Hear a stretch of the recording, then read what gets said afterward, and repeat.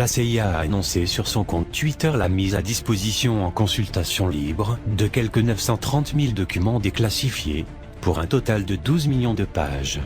Il s'agit là d'une première. La CIA emboîte le pas du FBI et partage enfin des documents déclassifiés avec la population directement sur Internet. L'agence de renseignement américaine vient d'annoncer la mise en ligne d'un outil de recherche permettant de consulter quelques 930 000 documents déclassifiés, permettant de replonger ainsi dans 50 années d'histoire.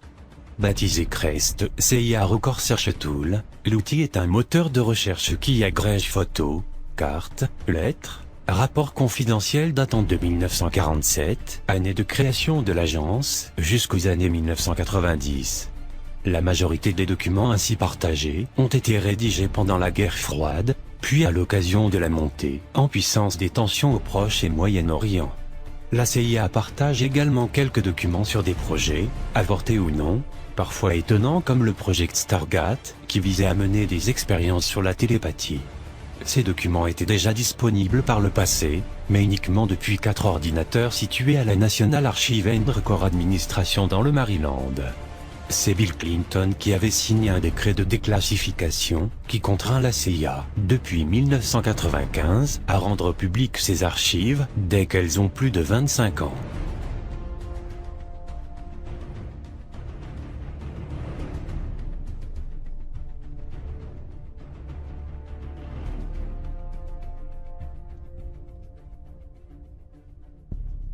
Pas moins de 8700 d'entre eux concernent directement ou indirectement l'Algérie.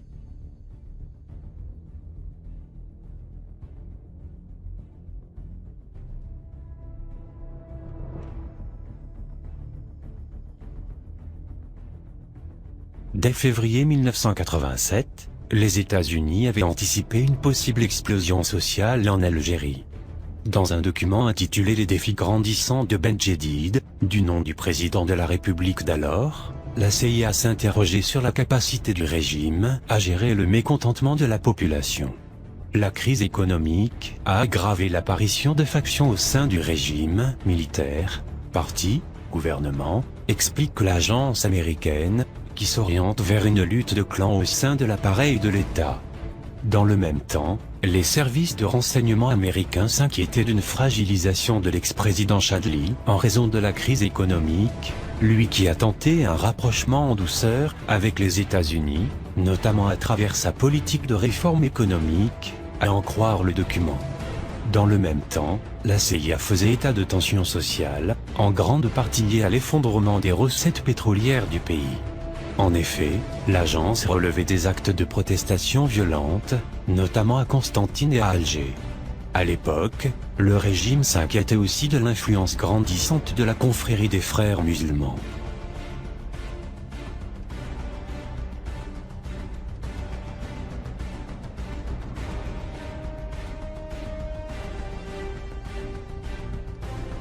Durant la même période, la CIA semblait accorder une grande importance au développement de la situation au Sahara occidental.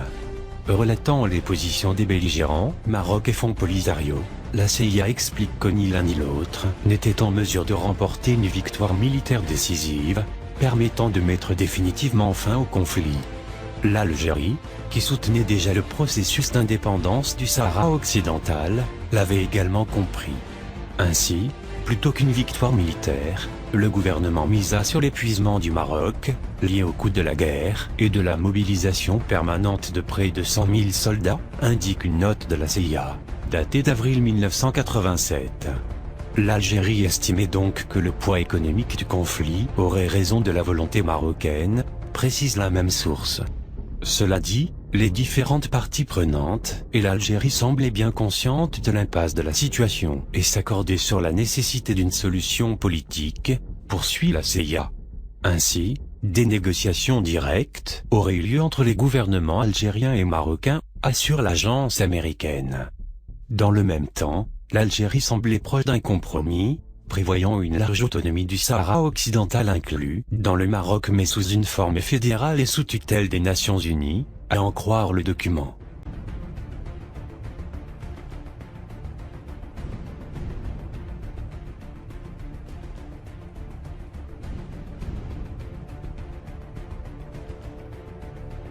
Plusieurs documents de la CIA traitent de la relation entre l'Algérie et l'ancienne puissance coloniale française. L'agence américaine évoque notamment l'importance de notre pays pour l'ancien dirigeant de la France, Charles de Gaulle, qui voyait en l'Algérie une porte d'entrée et de dialogue avec le mouvement des non-alignés. Avant l'indépendance, les services secrets des États-Unis s'intéressaient déjà à la guerre d'Algérie. En effet, un document daté du mois de février 1956 parle de la montée en puissance de la rébellion, anticipant une crise aux proportions majeures, alors que les événements connaissaient une accélération effrayante. La CIA relevait, par exemple, une forte adhésion aux forces du Front de Libération Nationale, FLN, avec jusqu'à 4000 rebelles dans les rangs, soit 6 à 8 fois plus qu'à la mi-1955. Plus généralement, l'agence de renseignement américaine surveillait les soubresauts des relations entre l'Algérie et la France au lendemain de l'indépendance. Maintes notes font référence à la coopération entre les deux pays, notamment à travers l'envoi de personnel coopérant en Algérie durant les premières années après la libération.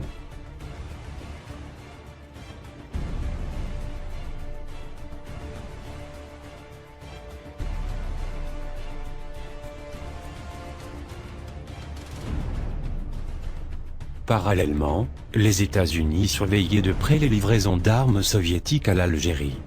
En effet, une note secrète qualifiée de sensible décrit avec détail le déroulement de la cérémonie de livraison du premier sous-marin de l'histoire du pays post-indépendance, en janvier 1982. La CIA laisse entendre qu'elle avait une source extrêmement bien placée, en mesure de livrer ce genre d'informations, et cherchait donc à protéger son anonymat. Par ailleurs, de nombreuses notes datant de périodes diverses relatent les différentes livraisons d'armes soviétiques, notamment des missiles balistiques à moyenne portée. Par exemple, un des documents de l'agence américaine parle clairement d'une mission de survol de la région de la Cale en 1965, afin de détecter d'éventuelles rampes de lancement pour ces types d'armements.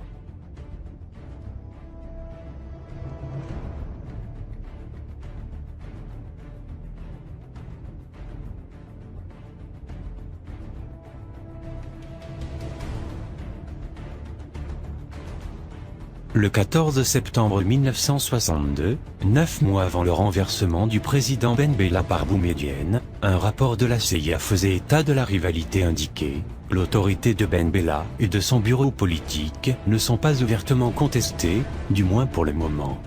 Le chef de l'armée populaire algérienne, le colonel Boumedienne, et son personnel militaire sont cependant des contestataires potentiels, tandis que les opposants à Ben Bella dans les Ouyaya 3 et 4 retiennent leurs soldats et leurs armes. Ben Bella essaye de rassurer les intérêts européens, mais ces intérêts, ainsi que le gouvernement français, attendent des signes plus clairs de ce que sera son programme économique.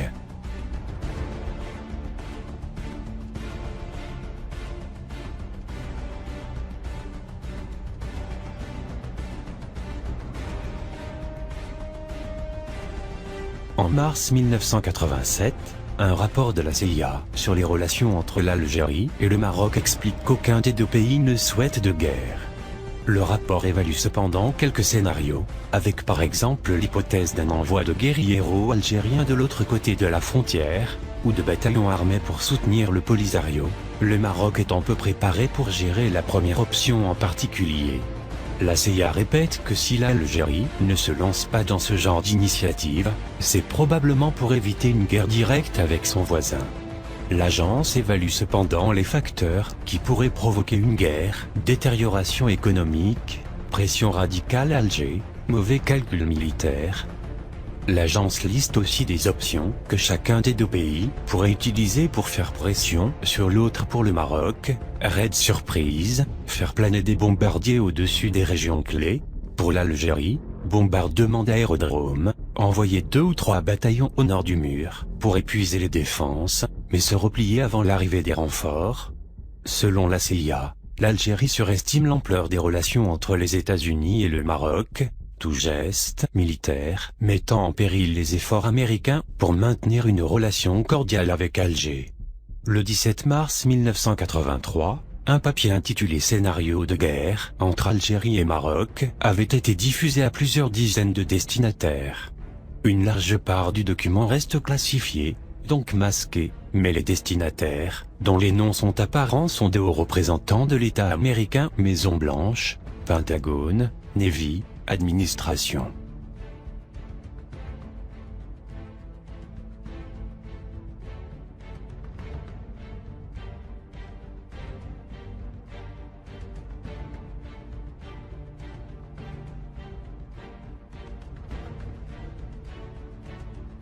Plusieurs rapports font un état des lieux militaires de la guerre arabo-israélienne de 1973 et font mention de l'implication de l'Algérie aux côtés des pays arabes.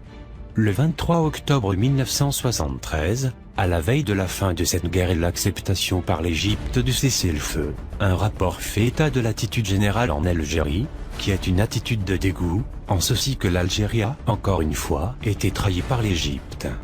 Le rapport indique que la plupart des Algériens seraient amers quant au fait que le cessez-le-feu était conclu alors que l'Algérie se battait contre Israël, et croiraient que la Syrie a été ruinée et trahie par l'Égypte. Le 30 août 1974, un rapport hebdomadaire fait état de difficultés créées par l'opposition de Boumedienne à l'inclusion de la Jordanie dans les négociations de paix, l'OLP étant selon lui le seul représentant légitime des Palestiniens.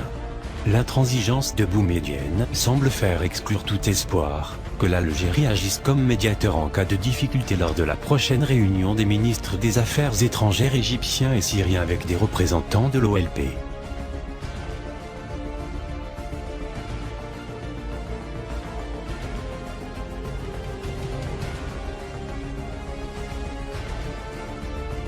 En 1971, un télégramme à la Maison-Blanche de l'ambassadeur américain à Paris, M. Watson, reflétait les inquiétudes de Paris et de l'ambassadeur sur l'effet qu'aurait le commerce algéro-américain sur la France. L'ambassadeur écrit que le président Pompidou lui a affirmé les Américains étaient naïfs de penser pouvoir faire des affaires sur le long terme en Algérie. S'ils peuvent nationaliser les compagnies françaises, qu'est-ce qui les empêche de nous faire des crasses à l'avenir ? Écrit l'ambassadeur, s'inquiétant, si les Algériens peuvent nationaliser les compagnies pétrolières françaises en Algérie puis vendre la production à des compagnies privées américaines, pourquoi les Arabes saoudiens ne feraient-ils pas la même chose avec Aramco ? La crainte de l'ambassadeur est qu'un accord américain avec les Algériens cause une vague d'expropriation à travers le monde. Pour finir, il interroge, sur une note personnelle, comment pouvons-nous faire affaire avec des voleurs ?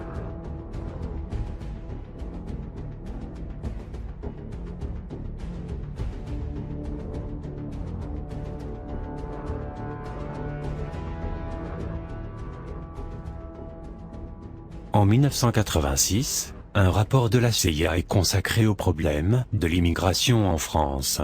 Ce rapport, qui étudie les politiques d'immigration française de manière générale, estime à cette époque le nombre de Harkis originaires d'Algérie à 400 000, et le nombre de Beurs à 800 000, ces descendants de migrants étant définis comme des Arabes de deuxième génération nés en France, dont beaucoup ont la nationalité française, mais restent culturellement à part.